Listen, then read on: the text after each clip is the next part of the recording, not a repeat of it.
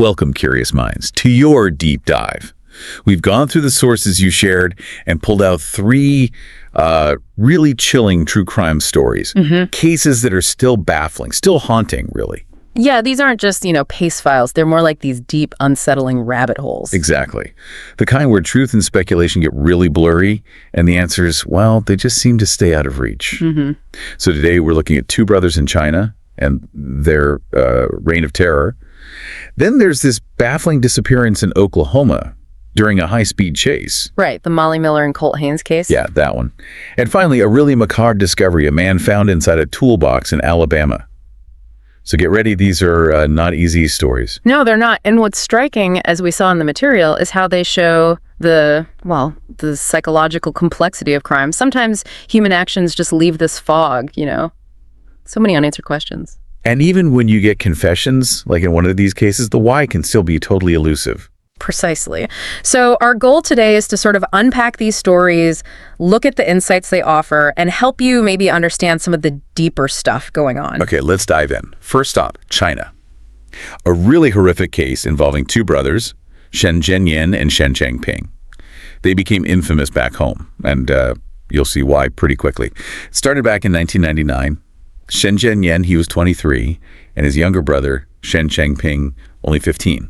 Just a kid, really. Yeah. They tried starting an auto business in Lanjar City, but it failed fast. So instead of, finding honest work, they just started robbing local businesses. Almost immediately. Right. And things escalated badly in September 99. Changping, the younger one, actually killed a man during a holdup. They panicked, fearing the firing squad, which is, a very real thing there. So they bolted to Henan to lay low. But that wasn't the end of it. Just a pause? Not even close. Fast forward 4 years, 2003, they're back in Lanjar City. And this is where it gets truly depraved. The sources say they hired a woman, we'll just call her woman number one, brought her to their apartment. Once she was inside, they tied her up, got her credit and debit card pin ends, then strangled her. Oh, wow. Then they dismembered her body and just disposed of it somewhere in the city. A huge escalation from robbery. That's a massive leap from robbery, homicide to, that. It suggests a really rapid desensitization, maybe, or something darker already there, just waiting to come. It's chilling. And only 5 months later, they do it again. Hired another woman, Ling woman number 2. Yeah. Same setup, apartment, tied her up, demanded pin ends. Right. But Lee, she did something completely unexpected, according to the sources. Instead of begging, she apparently offered them a deal. A deal under those circumstances. Yeah, she said, basically, let me go and I'll bring you more victims. What? And they went for it. For some reason, yes. They agreed, untied her, let her walk out, telling her to come back soon with, and this is a quote, gullible fresh meat. That's unbelievable. You'd think she'd run straight to the police. You would absolutely think that. But the sources say she didn't. A few days later, Ling actually came back to their apartment, and she brought someone with her, woman number 3. No. Yes. The brothers tricked the new woman, and then get this, they ordered Lee to kill her. And did she? She did. She killed woman number 3. Afterwards, the sources say the Shen brothers cut out one of the victim's kidneys, buried it outside, then dissolved the rest of the body in acid and flushed it down the toilet. Okay, the Ling part that's profoundly disturbing.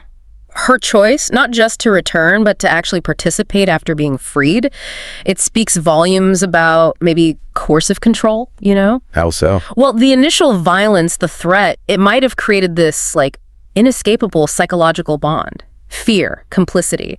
Maybe she felt trapped by what she'd already seen or done. The fact she could leave but didn't suggest something really powerful was keeping her there. Fear, manipulation, something. It's hard to fathom. Do we know if she ever tried to resist internally or anything? The documentation from China is really thin on those details, unfortunately. We're mostly inferring from the actions. But the lack of any reported attempts to get help, despite having chances, it points pretty strongly towards intense manipulation or just sheer terror. Maybe a twisted survival instinct kicked in. So after that, Lee was basically part of the group. Why she stayed, money, blackmail, fear, we don't really know. But now it's a trio, and over the next 5 months, they robbed and killed 3 more women together. Then the group moved 600 miles away to Taiwan, probably trying to dodge any heat. Makes sense. And the horror continued. Sources detail them hiring another woman, Zhao Ying, woman number 7. They got her there, then forced her to call a takeout worker, woman number 8, to come over. Oh no, another setup. Exactly. When the takeout worker arrived, they grabbed her And then, just like with Li, they gave Zhao a blade and told her, kill your colleague or we kill you. And Zhao? She chose to kill her colleague. After the murder, the victim was disposed of using a meat processor, turned into sausages, reportedly, and flushed down the toilet. A meat processor, my God. Yeah. And just like Li, Zhao then joined the Shens. So now it's a group of 4, moving city to city, killing, stealing credit cards. And again, both Li and Zhao had freedom. They weren't physically locked up. Why they stayed is just a huge question mark. It deepens the mystery around that psychological control. Totally. After killing 3 more women, the group lands in Sichuan. And here, things start to fall apart. For some reason, maybe guilt, maybe she got pushed too far, maybe a money dispute. The sources aren't clear. Zhao goes to the police. She confessed. Everything, including her own role. The police raid the apartment, arrest Li, who also confesses. But the Shen brothers, gone. Vanished. But not for long, and not very far. They somehow stayed in Sichuan and recruited 2 more women.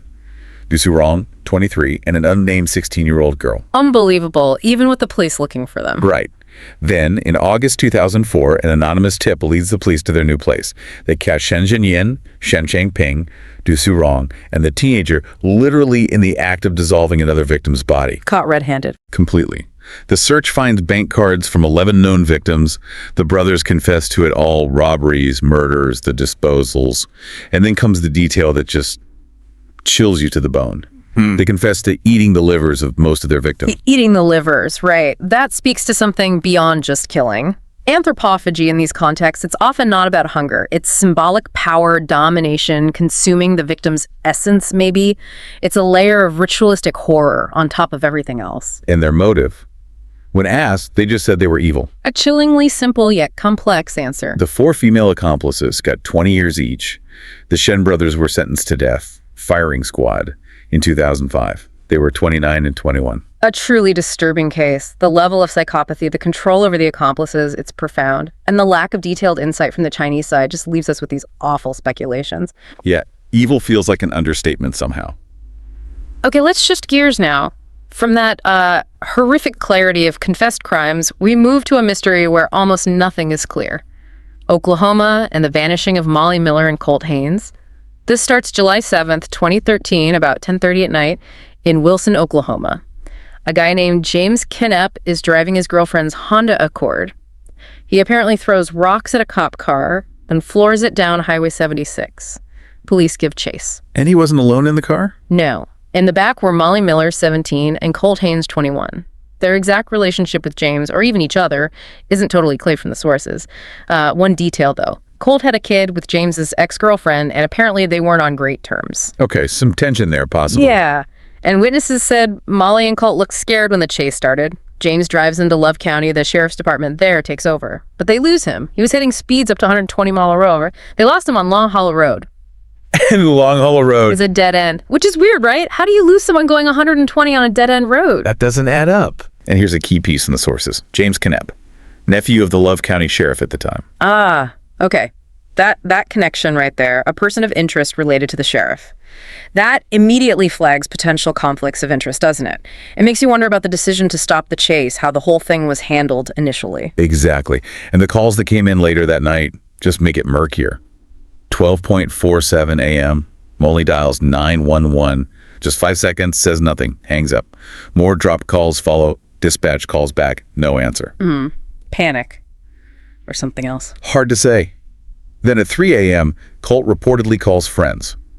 Says he's lying in a creek near Long Hollow Road, broken ankle, coughing up blood. Doesn't say how it happened. Friends went looking, found nothing. Coughing up blood, that sounds serious, but they couldn't find him. No.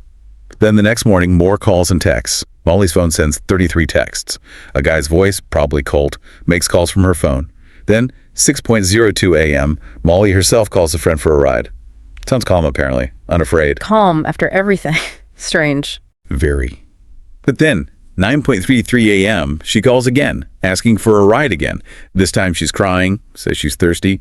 Then, around 10 a.m., both their phones just go dead. That's the last anyone heard from either of them. Wow.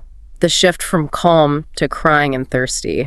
Something clearly changed in those few hours. Definitely. Meanwhile, James Connipp, seen walking around town the next day, didn't seem worried at all. 2 weeks later, they find the Honda crashed in a field near where the chase ended. Banged up, but no signs of foul play inside the car. And Connipp's story.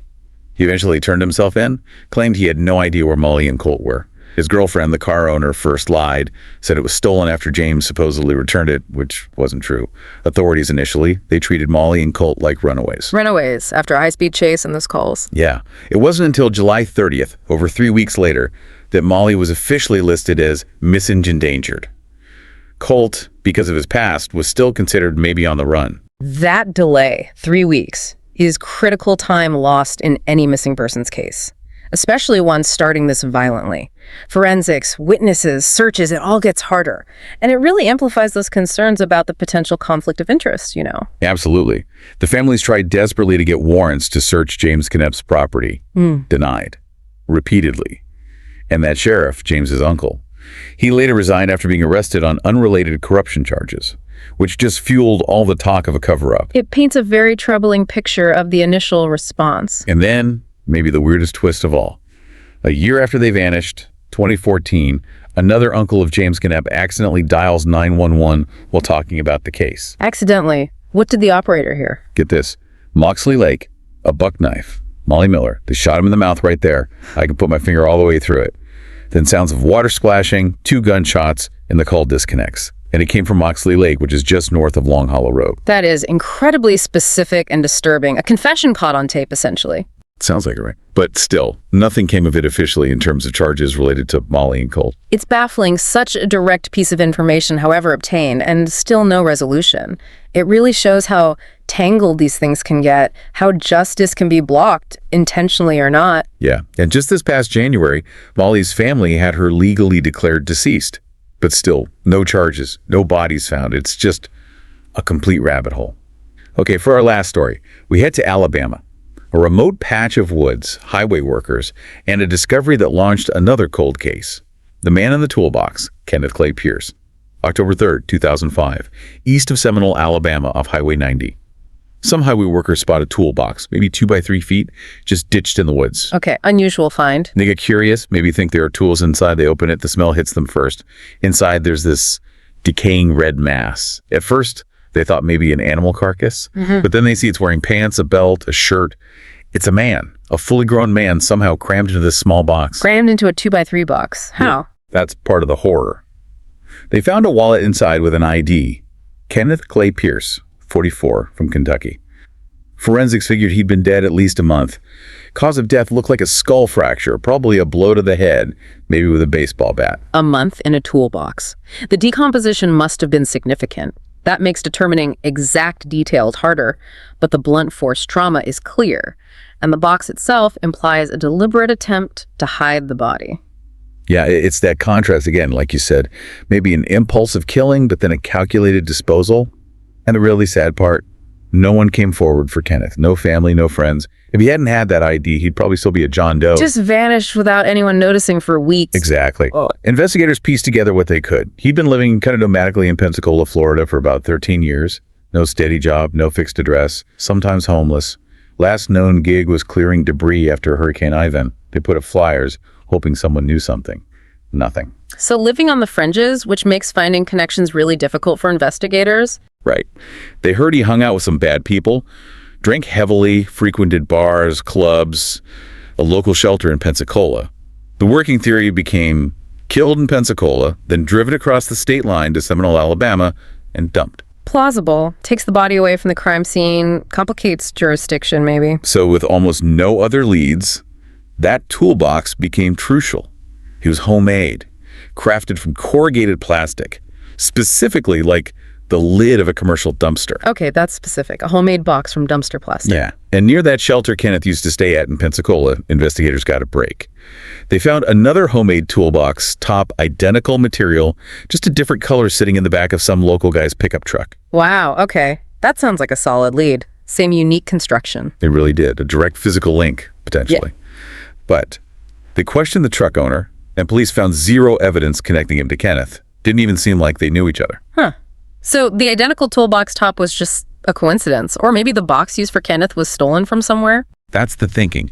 Maybe the toolbox itself was stolen, which breaks the link to the owner. Either way, it was a dead end. The promising lead just fizzled out. Frustrating. Really highlights the challenge, you know? You get this one piece of solid, unique evidence, but it leads nowhere definitive, especially when the victim is disconnected like Kenneth was. Hard to find motive, hard to find suspects. And so 15 years later, it's still unsolved. Police figure it had to be more than one person just to handle the body in the box.